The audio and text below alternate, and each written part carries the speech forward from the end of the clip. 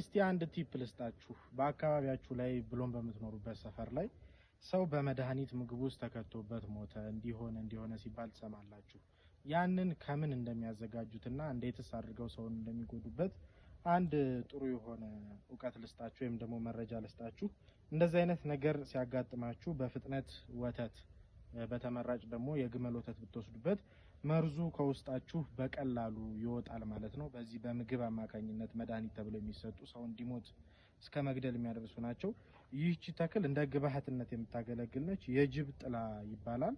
በአካባቢያችሁ የተለያዩ ስያሜ ያለው የጅብ ጥላ በሚለው ግን ሁላችንንም በሚያስማማው እነግራችኋለሁ ማለት ነው። ይሄ ከዚህ ከእግሩ ጀምሮ ይሄኛውን አበባውን ብቻ በመጨመር የተለያየ ሰውን ለመግደል ይጠቀሙበታል። ለምግብነት የሚውልም አለ፣ ያ የተለየ ነው። ይሄኛው ግን እንደምትመለከቱት ለምግብነትም አይውልም፣ መርዛማ ነው። እንዲሁም ይሄ ድሮ ጥንት በመጽሐፍቶች ላይ እንደተቀመጠው በማድረቅ ስፖንጅ እየሆነ ሲመጣ የሰዎችን ቁስል ለማድረቅና ለማከም ይጠቀሙበታል ማለት ነው። እንግዲህ ይህንን ተክል ስታገኙ በተቻላችሁ መጠን ተጠንቀቁ። ወደ ሰውነታችሁ አታስገቡ። ለስነ ፍጥረቱ ግን ብዙ የማይባል ሚና አለው ማለት ነው። ማጥፋቱ ተገቢ አይደለም። በክረምት ወራት በማንኛውም አካባቢ ላይ የሚበቅል ነው። ታውቁታላችሁ፣ የጅብ ጥላ ይባላል።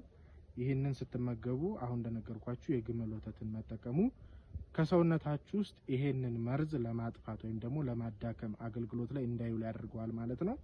ሰላም ከሁላችሁ ጋር ይሁን።